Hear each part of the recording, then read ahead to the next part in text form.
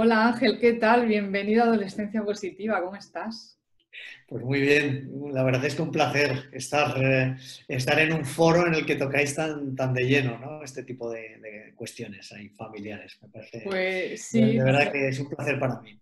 nos centramos mucho en la adolescencia porque yo no sé por qué muchos padres tenemos ese miedo a que nos llegue la adolescencia, ¿no? Es decir, vamos con toda la ilusión de ser papás, de tener a nuestro bebé, a nuestro niño pequeñito, a enseñarle a caminar, a comer, pero luego cuando va llegando la edad peligrosa de la adolescencia, ¿por qué tenemos tanto miedo a que nuestros hijos se hagan adolescentes?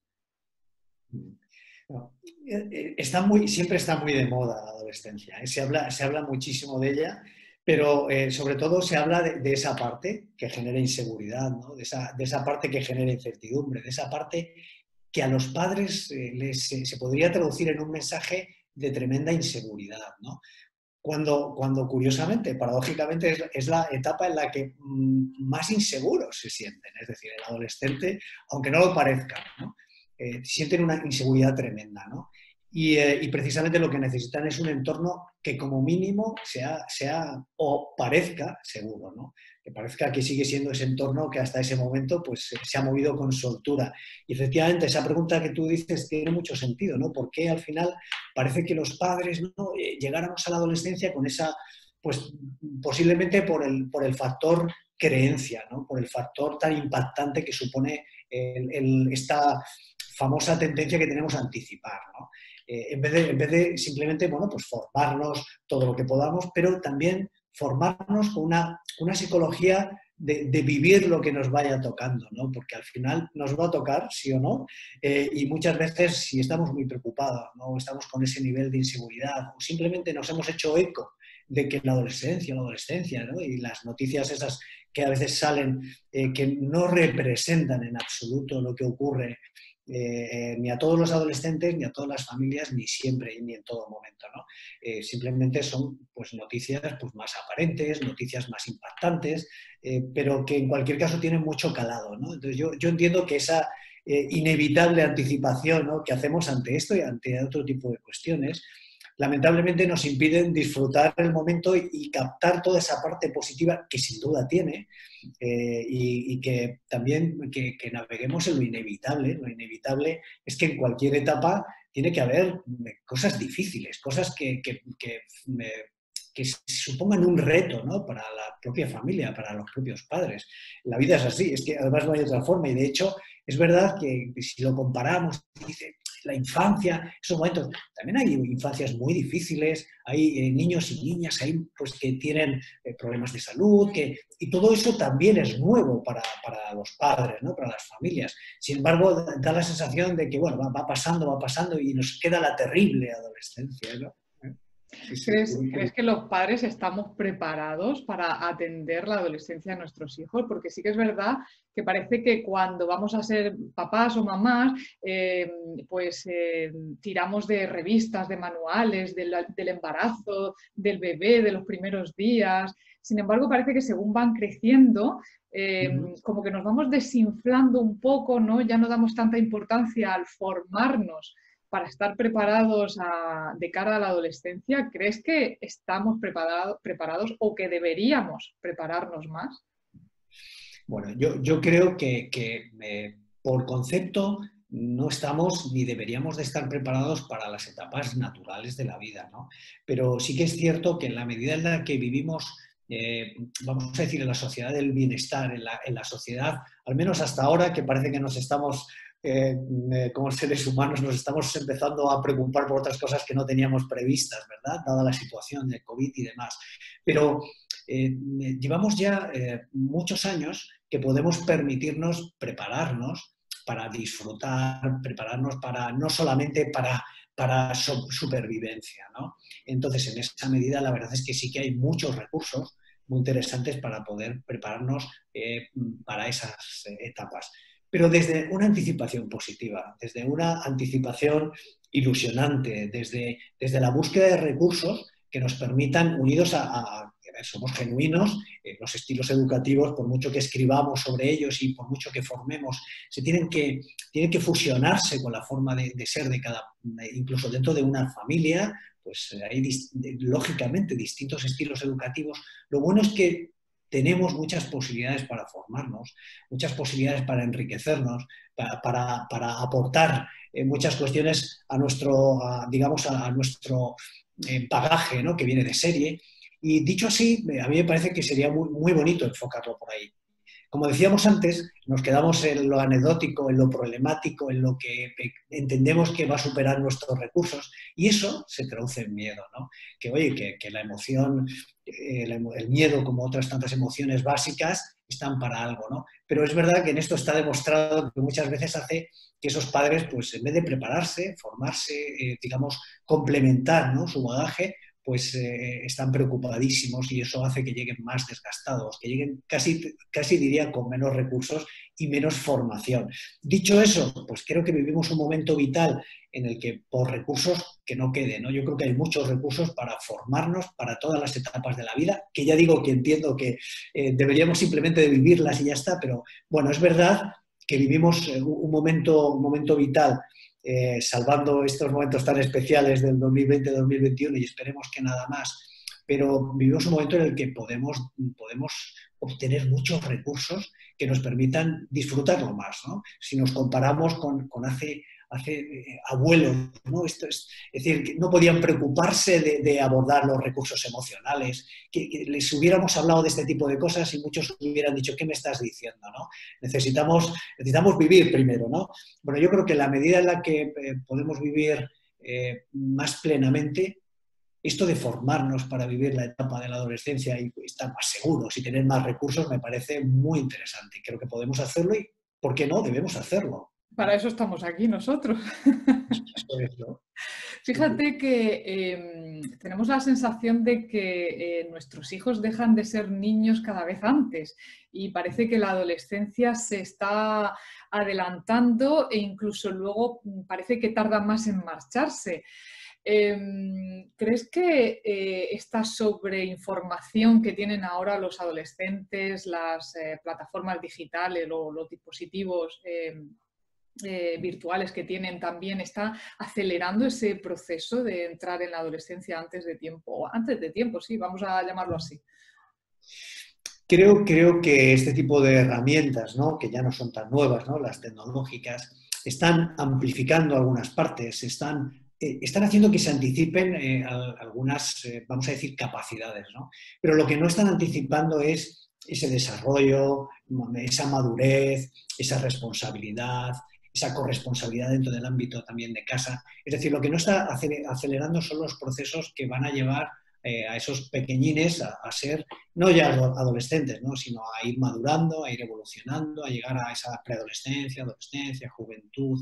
Es decir, no está favoreciendo, porque son armas que realmente han irrumpido en el ámbito de la familia sin tenerlo previsto, ¿no?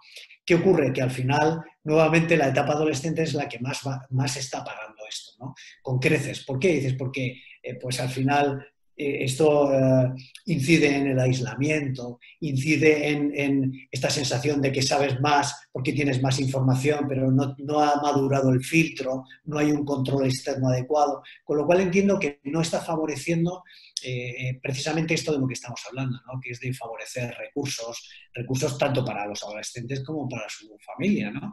En eso, la verdad es que tal cual lo hemos hecho, y quizá no sea tanto la complejidad de lo tecnológico, que tiene muchas cosas positivas, ¿no?, sino el no haberlo podido abordar pues de una manera ordenada, de una manera preventiva, anticipatoria, con acompañamiento. Es decir, yo creo que lo que adolece ahora mismo ese exceso de comunicación es precisamente de eso, ¿no? ¿Qué estamos viendo? Pues que el proceso madurativo no llega antes como nos encantaría, pero que efectivamente hablamos de una precocidad, ¿no?, en el manejo de este tipo de armas que pueden ser de destrucción masiva, porque al final son puertas para la entrada de información. Dices, información sin madurez, sin filtro, sin juicio crítico, es una bomba de relojería, ¿no? Es lo peor a lo que yo creo que podemos estar expuestos, ¿no? Que es estar sobreinformados sin saber muy bien qué hacer con esa información, ¿no?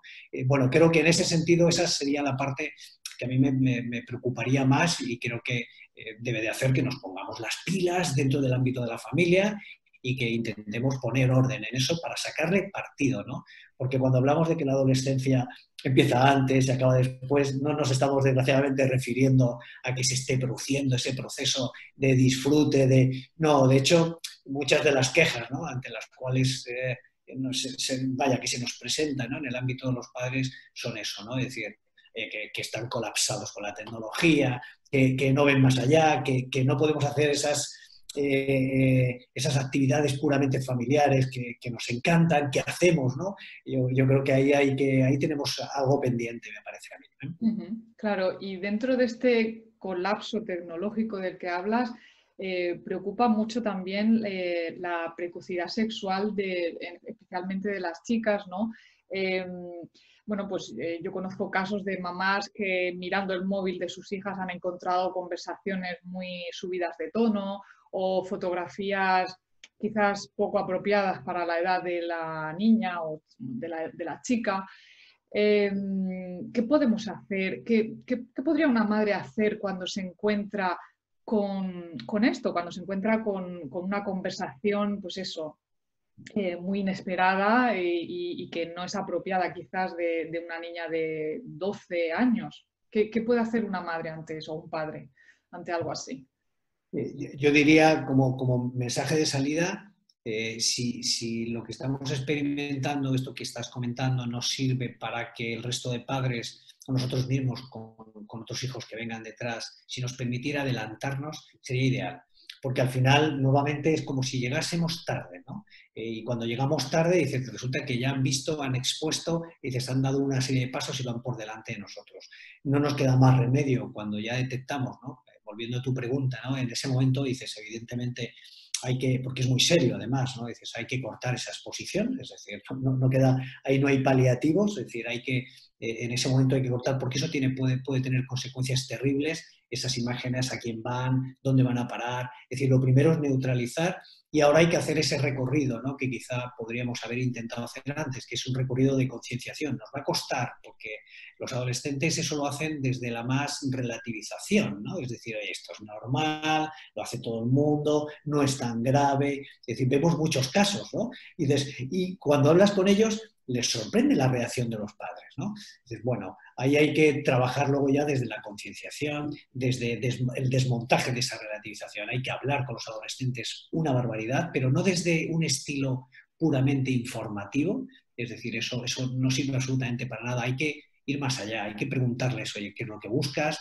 ¿Qué es lo que realmente has tratado durante este tiempo de mostrar? Es decir, hay que ponerse de alguna manera en su pellejo emocional para entender qué es lo que les lleva, ¿no? Muchas veces son niñerías, ingenuidades, y otras veces son auténticas necesidades, ¿no? De hacer valer tu autoestima, de hacer valer con los iguales algo que no consigues por otra vía. Es decir, que muchas veces, rascando, nos encontramos que detrás de este tipo de barbaridades, ¿no?, y que nos asombran a los adultos, hay una intención, dices que, bueno, más allá de si es correcta o no es correcta, como intención hay que validarla, ¿no? Porque puede conllevar una necesidad que ese adolescente tenga para hacer valer algo de su imagen que de otra manera no lo ha conseguido, ¿no? Y ahí es donde está el auténtico valor, ¿no? Es decir, o se lo aportamos o le echamos una mano y somos capaces de entenderle, ¿no?, desde el punto de vista de su necesidad emocional o la que sea, dices, o verdaderamente taparemos por aquí y se abrirá por otro lado, ¿no? Es más, cerraremos esta red y volverán a abrir otra, ¿no? O sea, que decir que tenemos un mundo perdido si solamente apelamos al control puro y duro, ¿no? Insisto, porque llegamos tarde, ¿no? Pero bueno, es decir, nunca, o sea, que decir, tarde puede ser, pero nunca es suficientemente tarde como para pensar, y mucho menos en la adolescencia, ¿no?, donde es una etapa que se pueden y debemos además seguir estando ahí, muy implicados, ¿no? O sea que en ese sentido, mucho ánimo, les desearía efectivamente con los adolescentes mucho ánimo, mucha paciencia, porque sigue siendo un trabajo a largo plazo, pero desde luego con mucha determinación, ¿no? Porque al final los adolescentes necesitan tener otros influencers que no sean los que ya tienen, ¿no? A través de las redes, ¿no? Y sin duda esto es como te ha tocado, ¿no? Si eres padre o madre, te ha tocado, ¿no? No lo puedes eludir y tienes que seguir ejerciéndolo, ¿no? ¿Hasta cuándo? Pues hasta cuando se vayan de casa como mínimo, ¿no? Pues mira, ahora que has hablado de influencers, ¿podemos ser los padres influencers de nuestros hijos? Es que los somos, queramos o no, ¿eh? O sea, por activa, por pasiva, por defecto, por exceso, con lo cual, dices, esto es una pregunta de fácil respuesta. Lo vamos a hacer aunque no hagamos nada. Lo que ocurre es que en ese sentido seríamos unos, vamos a decir, malos influencers sin tocar. Entonces yo creo lo que debemos de concienciarnos es de estar a la altura de lo que en ese momento pueden estar necesitando, que no es ni parecernos a otros influencers, no es ni ponernos a la altura de sus iguales, no es, no, estamos hablando de otro tipo, ¿no? Dices, pero claro que sí, es decir, lo vamos a seguir siendo, lo único que hay que hilar fino, ¿no? Es decir, los adolescentes ya no te admiten casi todo, ¿no? Como los peques, ¿no? Donde da igual la forma en la que lo hagas, da igual lo directo que seas, y dices, no, han cambiado los registros, ¿no? Los códigos de comunicación son otros, ¿no? Entonces, los adolescentes necesitan coherencia, necesitan sinceridad, ¿eh? Es decir, que cositas que con los peques muchas veces como padres podemos saltarnos, ¿no? Porque al fin y al cabo es como ponemos el límite y parece que eso ya con los adolescentes no funciona. Entonces hay que estar ahí, ¿no? En un nivel de comunicación afectivo sostenible, es decir, no hay que fomentar el aislamiento, que bastante ya los adolescentes te lo van a requerir, y entonces hay que seguir estando ahí muy presentes, muy presentes. Es una influencia que, insisto, incluso por defecto, en casos en los que parece que ya pasan absolutamente de todo, en el fondo están deseando que siga existiendo esa figura, pero evidentemente con connotaciones más adaptadas al momento que estamos viviendo. Es decir, el estilo educativo no es algo fijo, el estilo educativo es algo donde las variables que influyen, una es lo que está, el momento vital que está teniendo tu hijo y tu hija, ¿no? Y evidentemente si no eres suficientemente capaz de introducir eso en un formato adecuado, dices, pues no vas a poder influir positivamente, que es lo que en el fondo yo entiendo que todos buscaríamos, ¿no? Claro, y dentro de esa influencia que queremos transmitir, ¿qué pasa con esos padres que van de duros por la vida? Nunca se muestran vulnerables por miedo a parecer débiles delante de sus hijos. Me gustaría saber tu opinión al respecto. ¿Qué opinas sobre aquellos padres y madres que se muestran pues, vulnerables en ciertos momentos, que no encuentran respuestas y que simplemente pues, confiesan que no saben cómo manejar una situación en concreto? ¿Es bueno transmitir esto a nuestros hijos en ciertos momentos o hay que mantenerse ahí firmes siempre? Bueno, yo no sé si en algún momento de la vida lo de todo siempre puede funcionar. En la adolescencia, la capacidad de adaptación, ¿no? Por parte de los padres, la flexibilidad, está precisamente asociada a utilizar ambos papeles cuando son necesarios. Es decir, el adolescente hay momentos en los que necesita una firmeza absoluta. Siempre decimos que hay que saber pactar y hay que saber negociar, sin duda, pero algunas cosas, porque otras también hay que saber cuáles son innegociables, ¿no? Y el adolescente te va a retar, ¿no? Y va a conseguir, bueno, va a intentar conseguir que flexibilices al máximo. La cuestión es que parapetarte en ambos extremos nunca será bueno, ¿no? Desde el punto de vista adaptativo. Un estilo educativo flexible, adaptativo, pero no laxo, ¿vale? Por lo tanto, dices, hay momentos en los que esa firmeza es la que toca ante ciertas cuestiones, pero también la mano izquierda, ese proceso de comunicación que permita de alguna manera entender que estás ahí también para otro tipo de cuestiones y que pueden contar contigo. Si no, nos perderíamos una parte. Ahora, dicho eso, nosotros siempre decimos, ¿no? Es importante validar las emociones, es importante transmitir y no engañar y ser capaces de trasladar, ¿no? Al otro cómo me siento. Pero aquí hacemos una excepción y es, ojo, porque a veces el adolescente te está midiendo y puede traducir como debilidad ciertas respuestas espontáneas desde el punto de vista emocional. Hay muchos padres que dicen, no me lo puedo creer, que cuando me vengo abajo, que cuando algo me ha afectado muchísimo, mi adolescente me mira y se ríe.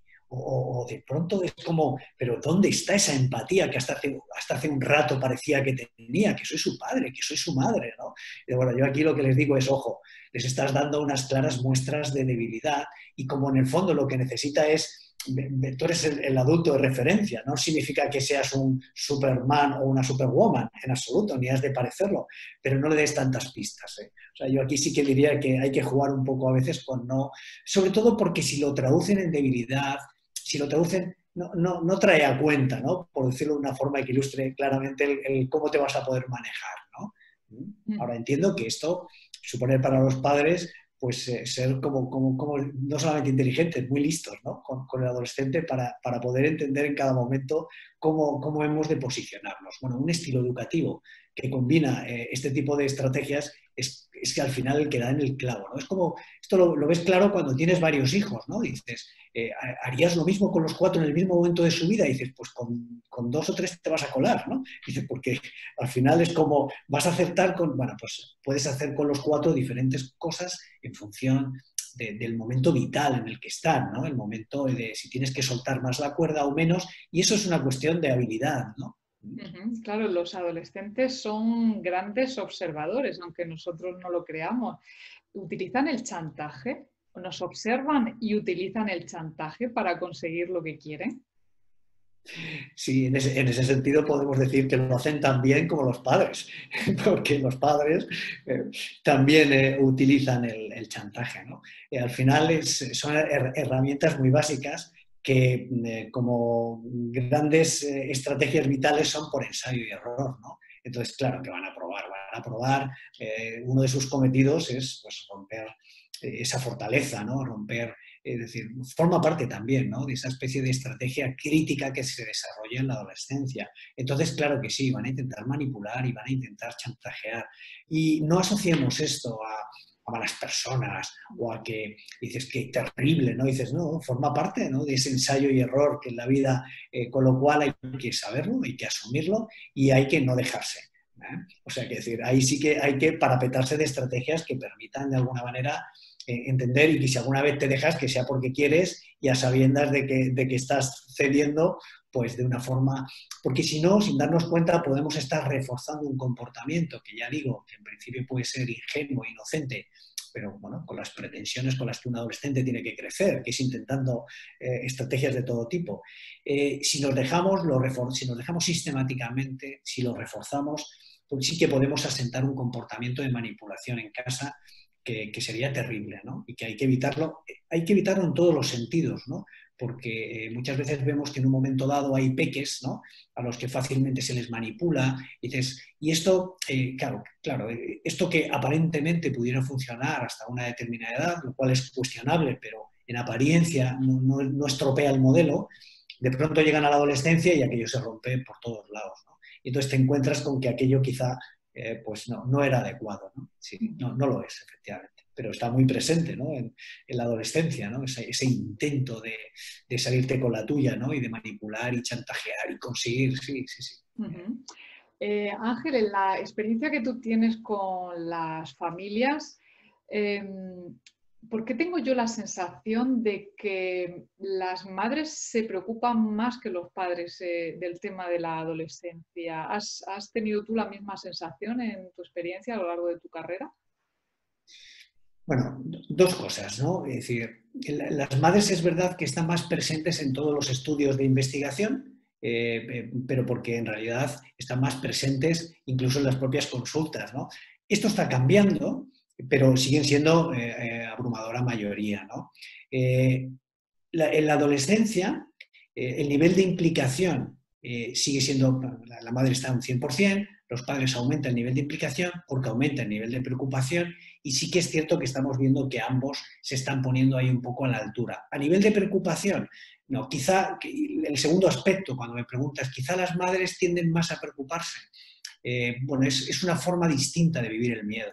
Es decir, la preocupación, yo lo que detecto es que está en ambos géneros, ¿vale? Otra cuestión es que en un momento dado pues haya padres que lo parapeten no soy capaz de soportarlo, entonces prefiero un poco como desligarme de ello o tener una pose autoritaria y más distante, y la madre incondicionalmente hace lo contrario, ¿no? Es decir, esa preocupación hace que afloren emociones mucho más propias de una emoción difícil como es el miedo, ¿no?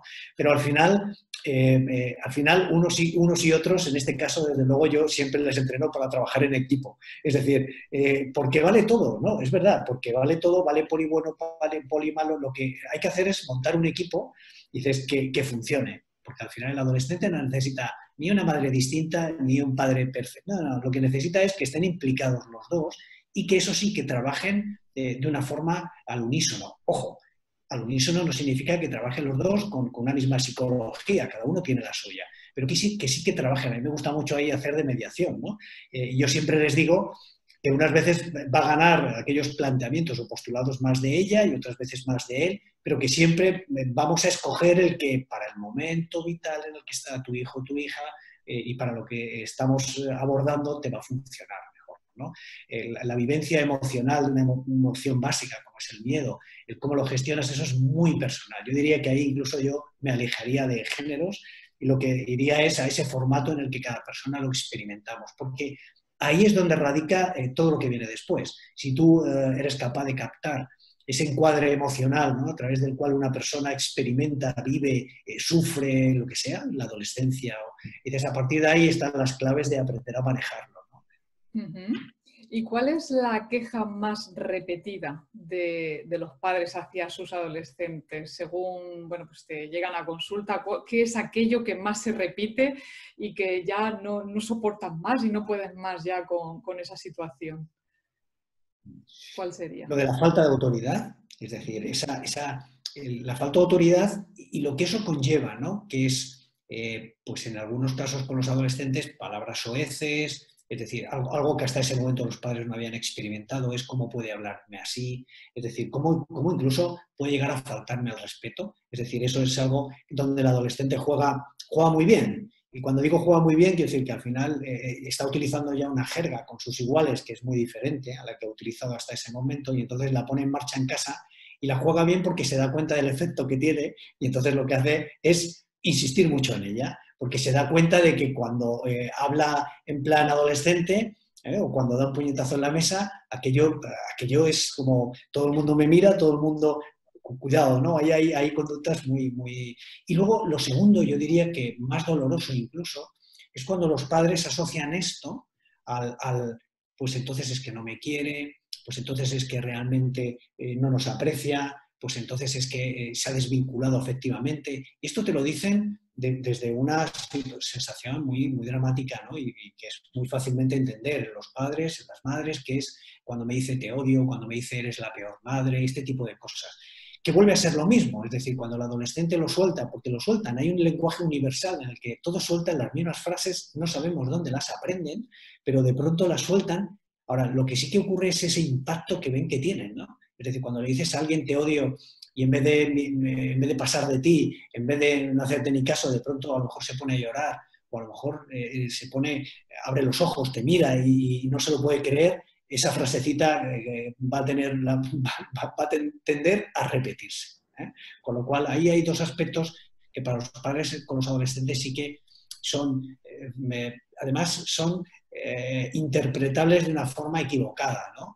Porque al final va justo a la emoción, ¿no? Es decir, hemos criado unos niños que llegan a la adolescencia y de pronto nos hablan así, esto no puede ser, entonces se desbarajustan una barbaridad, ¿no? Tanto lo que tiene que ver con el tema de la disciplina y con lo que como padres piensan que ellos pues hasta ese momento les funcionaba y de pronto deja de funcionarles, como lo otro, ¿no? El afecto, ¿no? El de pronto, que lo cual es muy triste, ¿no? Porque es adoptar una interpretación equivocada y que conlleva muchos de los problemas que nos encontramos, ¿no? Claro, el tema está en que cuando un adolescente está en lo alto de la montaña rusa, nosotros a veces queremos seguirles y nos subimos también con ellos a la montaña rusa y entonces ya ahí ya se forma una catástrofe monumental. Cuando se ponen así, ¿qué debemos hacer los padres en ese momento? Yo creo que lo has dejado muy claro. No hay que subirse en esa montaña rusa, porque siempre va a ocurrir lo mismo. Ellos hacen los looping, ¿vale? Y bajan. Y los padres se quedan ahí. Los tiempos psicológicos de los adultos son mucho más lentos, ¿no? Es decir, el adolescente a los 10-15 minutos está enganchado a sus historias y su estado emocional va a ser en general acorde con eso. Tienen sus elementos de apoyo social con sus iguales, etcétera. Los adultos no. Los adultos van a entrar en proceso de autodestrucción, de poner en duda todo su bagaje y estilo educativo. Entonces, bueno, lo que hay que hacer, lo primero es por todos los medios entrenarse para no entrar y para jugar en el terreno en el que tenemos como adultos más probabilidad de funcionar bien, ¿no? Vamos a jugar en nuestro campo, ¿no? Que es el campo de la gestión del conflicto, es decir, no ponernos a su altura, mucha autorregulación para que ahí no te atrape, y después tenemos posibilidad, pasadas 5 horas, al día siguiente, el fin de semana, tenemos muchos momentos en los que ir, conectar, hacerle pensar al adolescente, dices, hacerle que de alguna manera crezca, ¿no? Desde el punto de vista de lo que ha ocurrido. Lo que ocurre es que aquí lo primero que es cambiar los conceptos, ¿no? Porque hay padres, ¿no? Y madres que tienen asumido que el ejercicio de la autoridad es un ejercicio inmediato ligado a la visceralidad, ligado a... Claro, eso es un error, ¿no? Eso es debilidad, pero no lo saben. Piensan que no, ¿no? Y es clara debilidad, ¿no? Cuando los padres empiezan a entrenarse, ¿no? Y empiezan a darse cuenta de que efectivamente dices, esto es un trabajo a largo plazo, ¿vale? Es decir, tú como adolescente puedes llamarme perro judío, yo ya te pondré las consecuencias oportunas, siempre, además, porque las faltas de respeto no pueden quedar impunes, pero aún así, dices, no me vas a atrapar, haré lo que tenga que hacer como padre, porque si no, dices, al final es increíble, ¿no? Como incluso vemos que las faltas de respeto se mantienen en el tiempo precisamente nutridas porque le estamos dando lo que quieren, ¿no? Que es, estamos entrando en sus provocaciones y entramos muy fácilmente, ¿no? Eso hay que trabajarlo porque yo entiendo que a veces ahí el sentido común nos dice una cosa y lo que funciona es otra, ¿no? Por lo tanto, dices, al final vamos adquiriendo no solamente una autoridad, ¿no? Sino vamos adquiriendo una autoridad acorde con el momento vital de esa persona y dices que por mucho que diga que nos odia, no nos odia, que nos siguen necesitando, pero que necesita muchas veces eso, ¿no? El que estemos en nuestra posición y que no nos salgamos de ella, ¿no? Bueno, pues grandes píldoras las que nos estás dando hoy, Ángel. Para terminar, quería preguntarte, porque tú has escrito un montón de libros relacionados con la adolescencia. ¿Qué hago con mi vida? Adolescencia, tu hijo no es tu enemigo. A mí me llama mucho la atención de niñas a malotas. Solo el título ya me llama la atención. De todos los títulos que tienes, ¿vamos a dar alguna recomendación para alguien bueno, que su hijo ya esté entrando en la adolescencia y quiera pues unas píldoras generales o unas herramientas para empezar a entender cómo va esto de la adolescencia? Fíjate, yo en realidad siempre que escribo un libro entiendo que va a cumplir una función, ¿no? Entonces, el de educar sin ira es esto que decíamos, el entrenamiento para los padres, ¿no? O sea, los adultos sin autorregulación, ya no solamente es el ejercicio como padres, ¿no? Sino vivir, socializar, trabajar, es decir, vivir psicológicamente bien, solo lo podemos hacer si tenemos unos ciertos niveles de autorregulación emocional. Esto no es teoría, es práctica y ese libro, Educar sin ira, es entrenamiento puro y duro. A partir de ahí, los padres digamos que es como si hubieran hecho el grado, ¿no? Ahora ya el máster se lo da la edad del hijo que tengan y el libro que corresponda, ¿no? El último libro, o el penúltimo, ¿no? El de tus hijos no son tu enemigo, ¿no? Tiene mucho que ver con el trabajo de esos miedos y toda la operativa para, desde mi punto de vista, unas claves, ¿no? Que es no perder ese nivel de afectividad, ¿no? Con tus hijos adolescentes, porque es una etapa en la que al final todo deja huella, mucha huella. ¿Quién no se acuerda, ¿no? De su adolescencia?